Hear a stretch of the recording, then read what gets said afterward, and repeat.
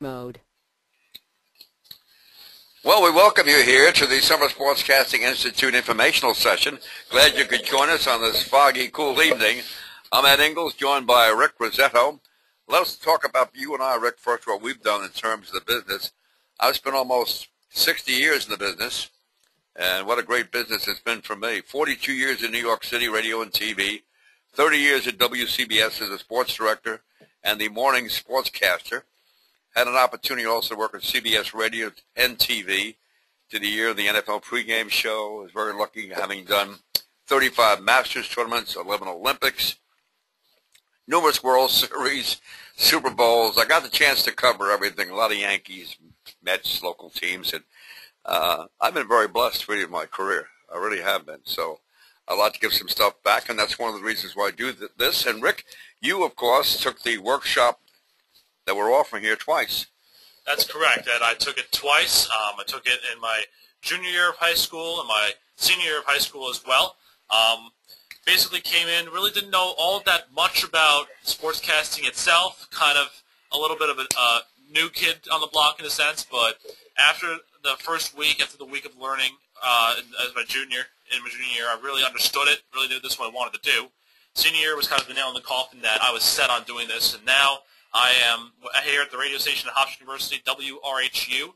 I am a producer of one of our lacrosse shows. I also produce music shows, news shows. I've done volleyball play-by-play for softball play-by-play for RHU. And while the list isn't as illustrious per se as my counterpart but here, you got a long way to go yet. Absolutely, absolutely. But still, the list isn't that illustrious. However, it's a great experience, and it all really started when I took these summer sessions, and that's really what we're offering. It's the chance for you to have an opportunity to really expand your knowledge and your horizons and understand that this is what you want to do. Now, Rick has expanded his horizons and really got so good at this that we use him as an engineer instructor.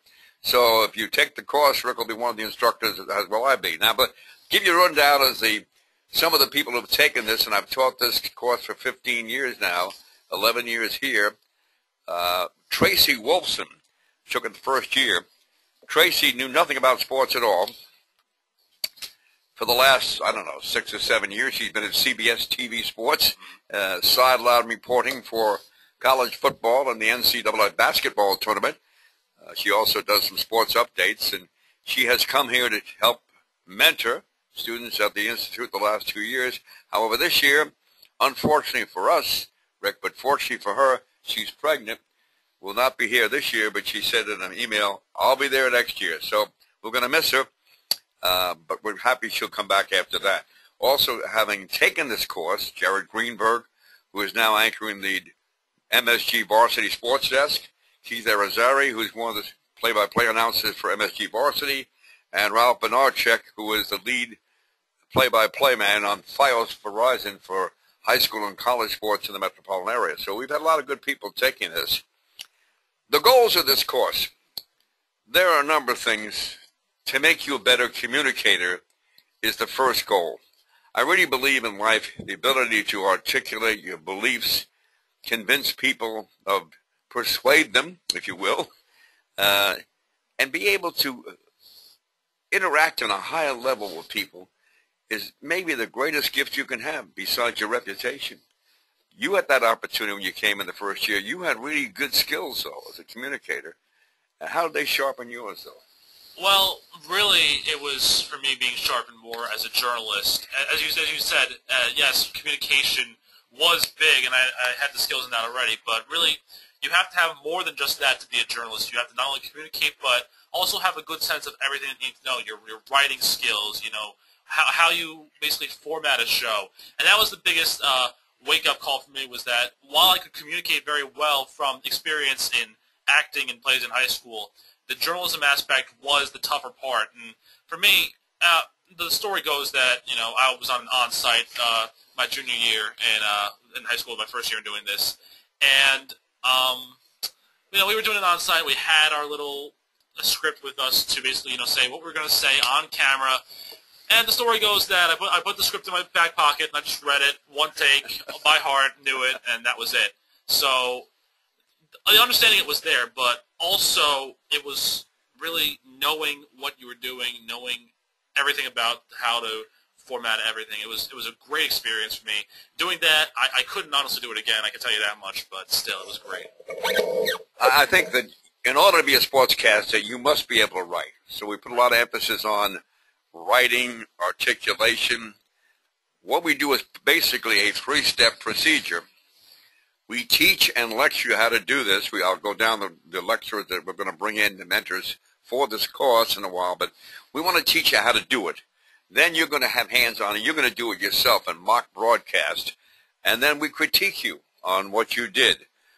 So these are the areas that we want to give the assignments. Now, in terms of what we're going to do is kind of interesting because you've been through all this. We last year, for example, we went out to the Long Island Ducks, and we had a stand-up TV 45-second report in the stands.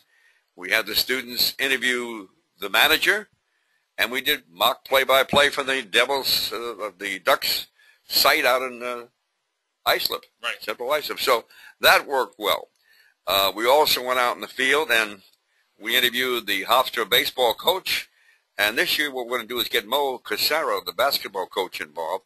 And what I'd like to do with working on the basketball this year is do play-by-play on site where he runs his camps here at Hofstra. When he has a scrimmage, have some of our people do that. We also went to Madison Square Garden, and we did play-by-play and color commentary of the New York Liberty. Now, they moved to Meadowlands, so I'm not sure exactly what's going to happen there. We also went to Channel 55, where the students get a chance to record the previous night newscast, sportscast rather, and get a chance to hang around and see the actual production of a sportscast, then sit in the studio and watch the actual sportscast, so that you get a chance to see how it's done, a lot of that how to do business that goes on. And not only TV5, also News 12 we went to as well. And basically, with both of those networks, we went for the whole feel of how the newscasts work, but also, like you said, it was getting the script and learning how to actually have the sports and the highlights. And with TV55, you actually got their script, you recorded it, and that was on your DVD, your demo tape in a sense, to basically take with you home, show to your parents, your friends, and also show you what you did, basically, that the skills that you had and what you could improve on. And that was the biggest thing.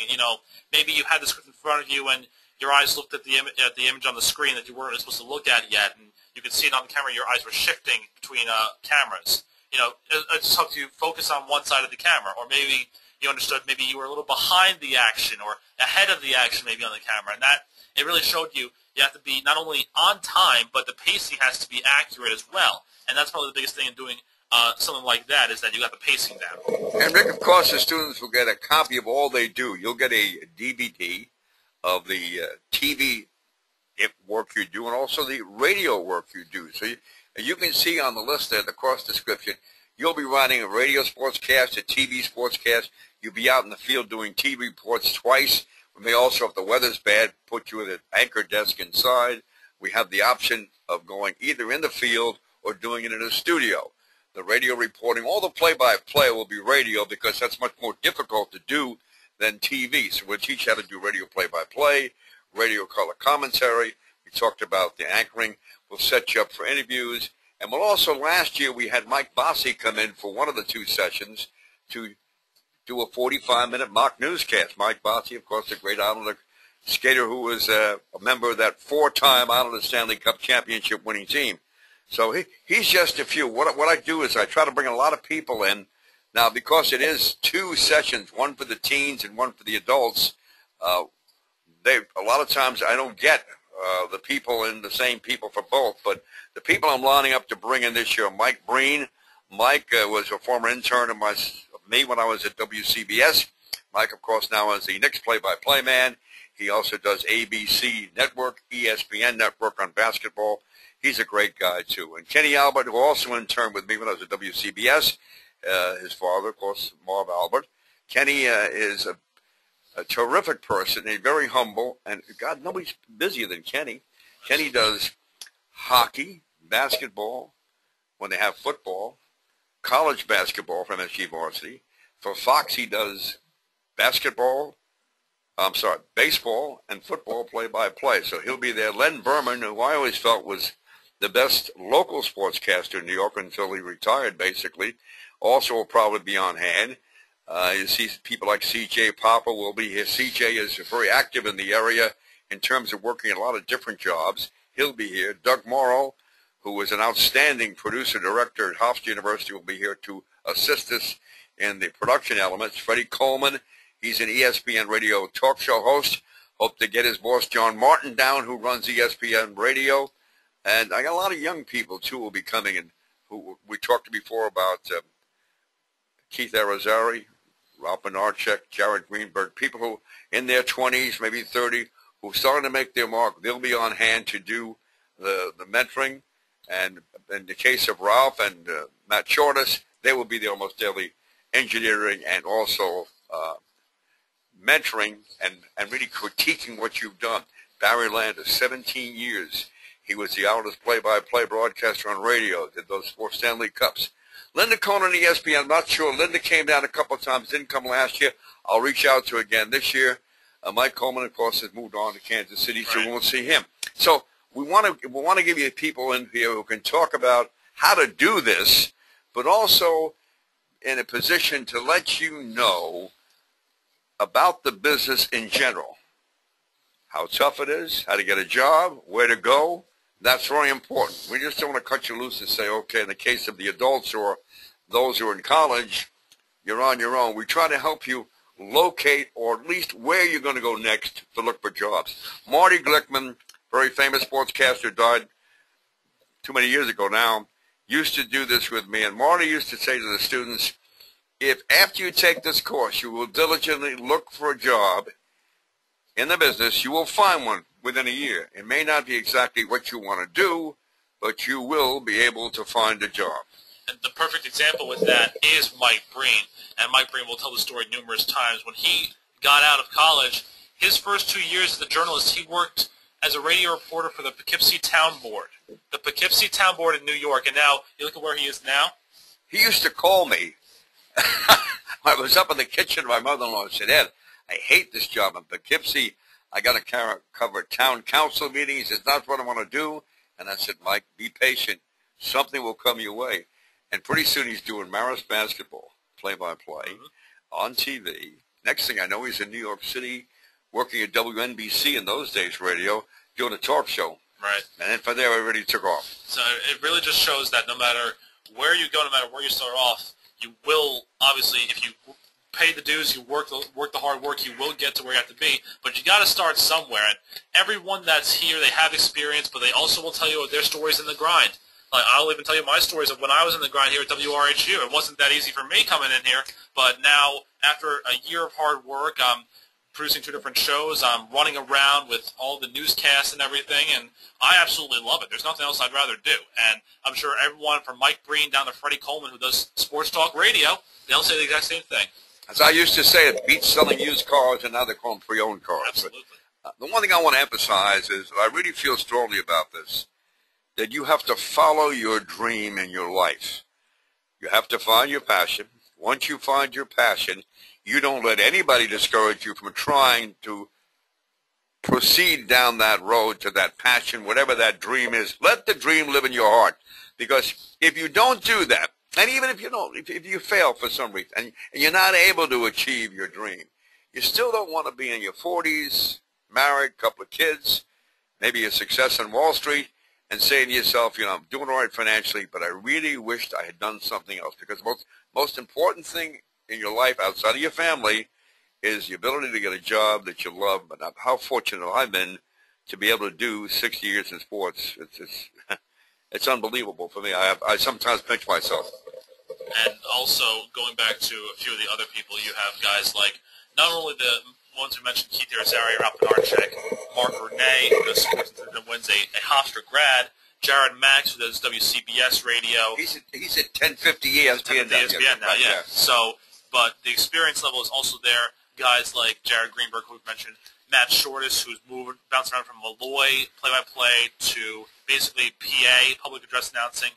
And the big thing with the Sportscasting Institute, and this is something that has been stressed and will be stressed again, It's not just play-by-play, not just color commentary. If you want to be a sideline interviewer, and that's what Tracy Wolfson basically helped us out with. We even had Sam Ryan come in a couple of years back. That if you want to be an update sports anchor or a sideline interviewer, we have the tools to help you out there. If you want to be a sports talk radio host, if you want to do pregame for the Mets, pregame for the Islanders, we have all those tools there as well. It's not just the play-by-play and color commentary. We have all the bases covered, to use a sports term, if you will, but everything else there is set so that if you don't want to do play-by-play, you don't have to worry about it. Also, if you have a different passion for a sport, I know for me, I played volleyball in high school, loved the sport. I got a chance to call volleyball here, loved it. We had a few students in the past who called hockey. Now, when I was here as a junior, hockey wasn't really offered until the last day, and that was when we had Barry Landers come in and with the old hockey tapes. And Kenny Albert. As well, exactly. Right. And also, we also have different kind of fields. I remember a couple years back we had someone who was a big horse racing journalist who, we actually found a tape of a horse race and had her actually call a horse race because that was what she wanted to do. It was an interesting experience because, it was a different sport, but it shows you have a lot of flexibility and a lot of depth. I think maybe you're going to put up on the screen the Teen Institute to start with, talk about them, give you an idea. Now, for teens entering grades 9 through 12, now we have taken some teens younger who we sat down with and talked to, and they had a certain maturity level and also had shown some skill level who we accepted into the teens before they got to high school. And also, if you're a repeat from the teens, you're coming back for a second year and you're senior, we usually put you in the adults. Right. Now, this runs Monday through Friday. It's intense. You come in at 8:30. You're here till 5:30 in the afternoon. That says 8 to 5, and I usually at 8:30. 8:30, yeah. And we also, what happens is a couple of nights in the week, you're outside an assignment because you're going to, if we take both groups to the Ducks, we'll take the teens for sure. Right. They'll be going to a teens game Ducks game at night. We'll also be taking them out, as we said, either Channel 55 or News 12. That's also a night assignment. So you'll be going pretty fast forward a whole week for 5 days. We do give you lunch. That's important because we want to keep rolling. We let you take a little break, but if you're in the midst of something and you're hungry, you can stop, grab a quick bite, and go right back and finish up what you were doing. Absolutely. And what did you find in terms of the pace of the courses for the 2 years you took them? Pace of the course was really well done, and I mean, you will get a little chart, a little syllabus of what you're going to do every single day, and you'll look at the chart and you'll say it's very intense because you'll be running around different stations, different places. But then you realize that if you really want to do this, you're going to follow this grind day in and day out, so it's not that big of a deal. And the pacing was very well done. You learned, then you went out and did stuff, then you learned again, then you went out and did more things. And by the time you were on Friday, it was basically shoring up all your final work, getting your on-sites done, and then any other extra things you wanted to do. But also, it wasn't just the grind of the work. It was also the bonding. That's huge for teens because you have 25 different teens in one group, let's say. None of them know each other. None of them have come from the same school or the same town. By the end of that week, all 25 are now the best of friends because of the bonding, because of how much they put the work in and how much, they say, oh, I like what you did there, or I like what you did there, or, this is what you could do a little bit better. They all pitch in. They all help each other out, and that's probably the biggest thing with the Teen Institute. We really also let you go at your own pace. In other words, we're not saying, okay, at 12 o'clock, we're going to stop doing whatever the assignment is and go on to something else. And what that means is we often have 3 or 4 or 5 different assignments going on in different rooms. Right. We have several computer rooms. We have a studio. We have classrooms. So we're running individual workshops within the daily workshop routine, which gets kind of interesting for the mentors because you're pretty busy in making sure everything runs. For example, the first day in on Monday, the first thing we're going to show you how to do is write a 2-minute sportscast for radio. Right. And after you write that, you're going to go down to a studio and record that sportscast, and then we're going to critique you on that. Now, obviously, we have to keep things moving because the first person who does that is not going to sit around for everybody else to do it. So that first person may go on and start working on interview skills because they finished earlier. But we take plenty of time for the people to get through everything they got to do, and you're not going to miss out on anything. So we try not to put any pressure on people in terms of what we expect you to do. We want you to work at your own pace. We want you to feel comfortable. We want you to learn. That's the main thing, to learn. And we want you to feel comfortable standing in front of a class or in front of a microphone, speaking to people. That's a big key here that we want to give you in terms of that. Now, let's go on to the adults, which pretty much the routine is very similar, except it's 6 days. We go Monday through Saturday. You'll be doing much the same thing that the teens do, except we hope a little higher degree of proficiency, but not always. We've had some teens who were very good, so I don't worry about that. I worry about the growth of people. Right. Because you're going to get people at all different levels. And so I know some of you out there hearing us probably saying, well, you know, I really like to get involved in this, but I don't know much about it. That's okay. We're going to teach you enough to lay down the foundation. Now, once you take this course, it's kind of like taking a golf lesson. If you take golf lessons and don't play for a year, and then you go out and play lousy, you can't blame the golf lessons for being bad. You have to follow up. You have to make a commitment. After you take this, either you're going to follow up looking for a job, or you're going to go to college and also increase the level of your proficiency, because it's so easy today. And we'll talk about that in the classroom, about how you can get on the computer and practice every day, play-by-play, reading and writing copy. It's not a big deal anymore. That's very simple thanks to modern technology. So you'll also, if you're a little bit behind, you want to go home at night and do a little homework, that's fine too. That absolutely is fine, and that's probably the best thing that you should do is that, you know, and Ed has said this numerous times to a lot of us at the sports department. After a day when you learn something, go home and watch a game with the sound off and call play-by-play on your own. Do a game cast on your own, or, you know, tape something. Then the next day, watch the tape, you know, or that's probably the biggest thing, is that you will see tapes of old footage, but it's also important, you know, call a game as it's happening, because you don't really know what's going to happen live.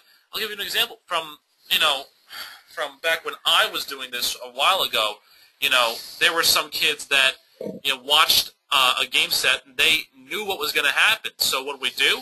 We switched up the tape on them. We instead of, you know, having them do the first offensive series of a Packers-Seahawks NFC Championship game, we did a third quarter series of the opening kickoff, you know. We switched it up on them. So it wasn't necessarily, you know, cut and dry, you know, we're going to play the same tape over and over again. We did different single things, so they had different scenarios. A scoring drive in one, or a 3-and-out in another. It really helps to be on your toes and set, and also helps you to kind of understand, you know, see the field, understand, you know, okay, they're moving out in the slot right shotgun, you know, play action pass, throw to the left, incomplete, but pass interference is the guy was holding on. So, you know, you have a little bit of there, you have a little vision, so you can see everything as it's happening. I was fortunate enough to do the first Super Bowl that CBS Radio had back in the mid-'70s. And one of the things that, having done that and done a lot of football, is what I like to do if you're having trouble calling a play. As you know, Rick, I've done this with you. Yes, you have. We keep running the tape back and forth until you can call that play in a manner in which you covered all the elements of that play. Right. That's a great way to go back and forth until you get that play down, because the tough plays, if you get the tough plays down, then life's going to be a lot simpler for you. Because once your brain gets a pattern of this stuff, you know, it's like learning a language. You learn English as a kid, you learn math. It goes in your memory bank. It's there. And so you can pull it up after a while where you don't have to really think too much about what you're going to say.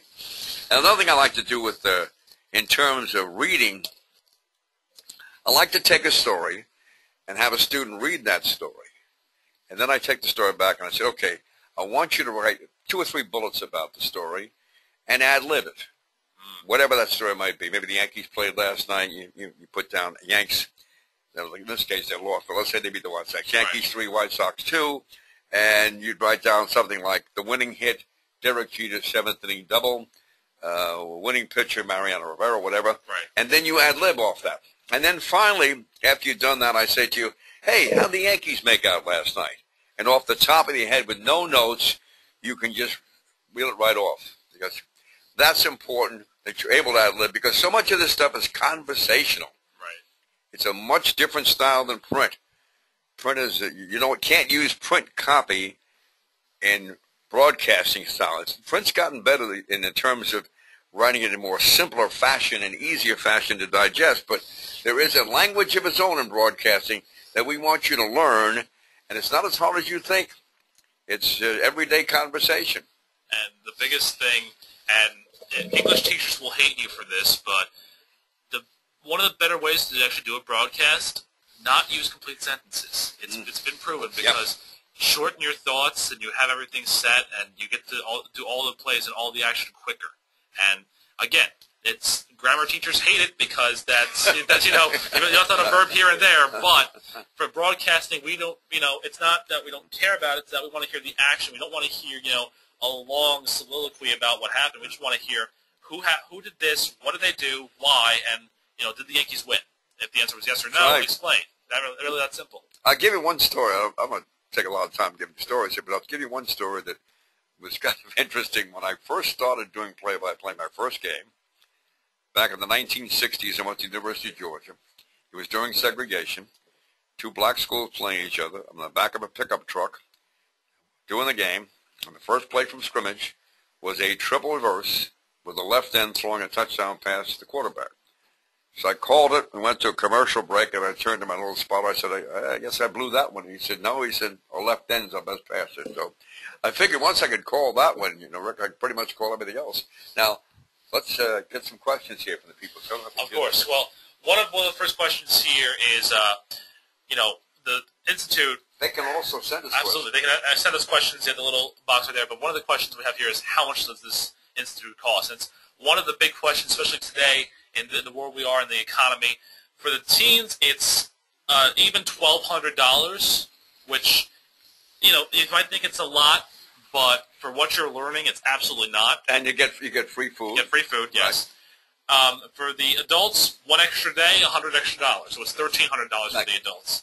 I just want to go back to the teens for 1 second. I want to stress something that we saw a little bit earlier, is that for the teens, they have to provide a letter of recommendation.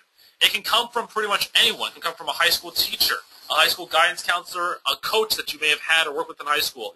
Example for me, when I was a junior in high school, I had to get a letter of recommendation. I asked one of my teachers, who was the executive producer of our morning announcement show, because that was what I was big on. I was the executive producer of the morning announcements on that day. And basically, he wrote the letter of recommendation.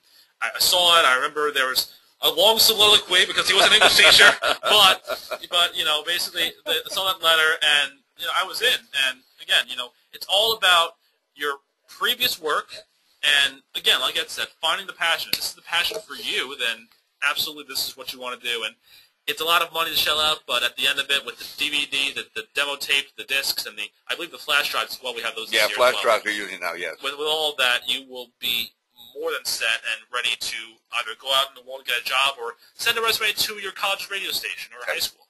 While I look up and get another question here for us, would you show them where they can contact to sign up for it? Question here from one of the people watching is, what about job opportunities? Good question. We can't guarantee you a job. What we can do, though, is help you go to different places.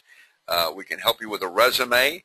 I think also we can advise you what to do, such things as getting internships, what college to pick if you're going to school, where to look for jobs. Sometimes you have to leave town. I mean, I'm a kid born in the Bronx. I wound up working in Georgia. So you have to sometimes go out of town to make your dream come true. But again, you have to find your dream if your life is going to be satisfactory, fulfilled. And so sometimes you have to chase your dream to some strange places. But you know what?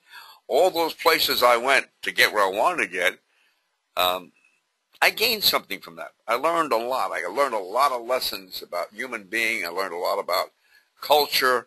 I learned a lot of how do you deal with people. So nothing is really lost in our business. I mean, I did sales. I did news. I did a lot of things besides sports. And it made me appreciate what I was doing, and also it made me a better sportscaster.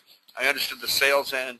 I understood the news, how to be a newsman and cover stories, which I really enjoyed at WCBS, going in the Yankee locker room, Knicks locker room, all the locker rooms, and digging out good quotes from the players, coaches, managers. All that stuff was great. Again, you have the sites up right now. If you want more information, you have to visit ce.hofstra.edu/sportscasting or call the number you see on your screen. That's 516-463-7800. I'm going to go back to more questions now.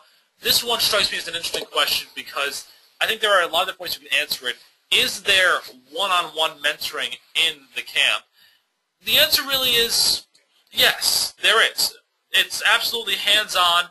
But also you learn things as a group. You learn maybe, and also you're there, not only as by yourself, you're there with other kids when you're going for a radio, a 2-minute sports update. So you pick up little things here and there when you listen to other people do their update. And maybe if it's Jared Greenberg, maybe what he's saying to them, he's going to say the same thing to you. So if you know that in advance, you could try and work that around, and maybe you'll be ahead of the curve a little bit.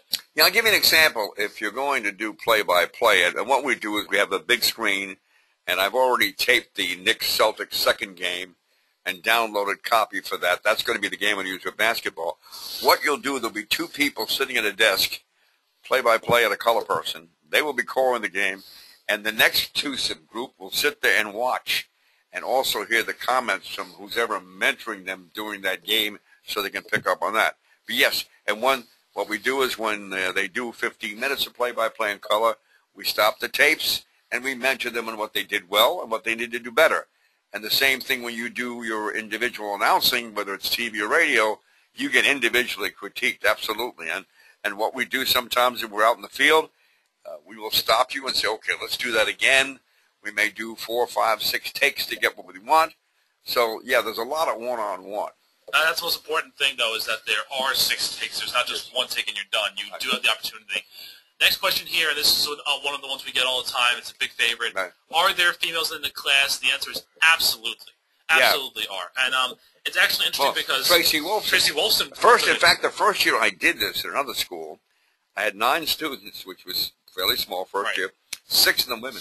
Right. And actually, now there have been studies that have been shown that there are more females that are getting jobs or going for jobs in broadcasting, not sportscasting in general, but just in general broadcasting. So there are absolutely females in the class, and again, they really stretch more towards the sideline reporting, or maybe they want to do their own play-by-play. But again, it's an opportunity for everyone to get involved, not just the guys. There are girls in this class, and you know what? I have had the opportunity to work with a couple of girls, and they have been extraordinary with a lot of the work that they've done. Oh, yes, absolutely. Why wouldn't they be? So everyone, when you get in the class, guy or girl, they're on par with each other, so absolutely there are. Another question coming in. This is for you, Ed. Who was your favorite interview over the course of your career? Ooh. Oh, that was easy. Ooh. That was easy. Really? Muhammad Ali. Oh. Absolutely. Muhammad Ali, the unpredictable, colorful, controversial comedy character. I mean, the first time I met Muhammad Ali, he had come up with his business partners in Louisville. He was just back from the Olympics. Hadn't really established himself yet. And we're all I guess a coffee house with a big stage in the middle, and we're all lined up around the side of the coffee house stage when I'm watching the guy giving his spiel at the podium, and I hear this voice. Psst, psst. I turn around, beautiful looking face looking back at me. It was Cassius Clay. In those days, it was Cassius Clay. Right. And he said to me, "Where are the foxes?" And he spent most of his life looking for the foxes. You never knew what you were going to get from him. The times you shook your head and you disagreed. At times he made you love him. At times made you angry. But he was just a fascinating person. I mean, and at the end, he drew a picture on he took a napkin at a news conference that was at the Waldorf Astoria, having lunch, and he drew a picture of a forest for me and gave it to me. He said to me, "I want you to have this." So he was very cognizant of the media people he was dealing with, and he knew what they had done for him. Wow. And again, obviously Muhammad Ali, one of the giants in the world of sports at the time, and a huge, huge person to interview. Another question we have here, what is your favorite sport to cover and why? And the second part is, what is the most difficult to cover and why? Well, the first one is easy because I don't go by what's my favorite sport. I go what's my favorite story. If I go cover something, I want a good story out. I want to have it come out of that game with 2 or 3 good angles on a story that will make, when I go to report on it, I got something really that's fun and interesting and stimulates me and excites me to do. So I'm not necessarily into one. I love all sports, basically. There's few I'm not as crazy about, but it's all about what kind of event was it. Was it an exciting event with the people involved, interesting, knowledgeable, funny, and gave me a good story? And what's most difficult? Well, that would depend on your acumen. I would say for me, hockey was the most difficult. Right. But, Kenny Albert, he wouldn't tell you that. I don't know what he'd tell you, but he does hockey. And Barry Landers wouldn't tell you that either. But, yeah, for me, I would say hockey. And I think the stories, like you mentioned, that are great as well. I had one of my friends who is now up at Syracuse, actually, and he told me, he was in high school, he told me basically, that he knew nothing about the sport of lacrosse. And they threw him in for a lacrosse game one day, and he knew nothing about the sport of lacrosse, but he had to adapt quickly. Just so happened it was a quadruple overtime game that decided Class A championship in the county. And he knew nothing about the sport, and he still had to be thrown in to the story, and he was able to tell the story so well that they were like, hey, do you want to do lacrosse anymore? And he said, I think I'll pass, but that's fine, all right, I'll stick to basketball. But, again, it's really subjective. Favorite sport is more of an opinion. A difficult sport, if you don't really know it, you'll think it's difficult, but as you go along, it gets easier. And that's probably the most important thing, is that you go through all the sports, and it gets very, very easy. Now, I want to go back just quickly, because there are information sessions that go along with this where you can actually meet Sir Ed Ingles over here. I'm dining you right now, Sir Well, Ed it's Ingles. a royal wedding. So it's a royal wedding. Yeah, and they will come to Dempster Hall, Hofstra University, which is on the south side of the campus, and come to the conference room at WRHU on the following dates, and we'll show you around. You'll hear basically the same thing I've said here today, but you'll get a chance to see some of the facilities, and that's the advantage to coming to an informational session. You can see actually where you're going to study, the studios, the computer rooms, and get a real good feel for things and get a better sense about the surroundings. So, gee, I'm really glad you joined us today. I'm happy you're with us because it's been a lot of fun, and I got a big kick about giving back all these years after doing it for so many years, Rick. I found that out when I started doing internships at WCBS, over 200 students, and when St. John's asked me, rival school, to go over and teach a class at Staten Island. And that's when I realized what a great advantage it is for somebody to give back their knowledge, and that's what I love to do. And the other thing, when you're teaching people, you know what? You're learning from people too, not just teaching. You're getting feedback. So we're glad you joined us today. Absolutely, we are. And again, if you want to learn any more, come to the information sessions. Or you can contact for the information. Exactly. Give it for the information again. Here's the information one more time: ce.hofstra.edu/sportscasting. You'll find information on how to register and a little video showing you more about what we do here at the Sportscasting Camp. Or you can call Continuing Education. That number is 516-463-7800, 7800. And whatever you do, Rick and I both wish you a lot of luck and success. And again, go find your passion. Go chase your dream. Thanks so much for your time.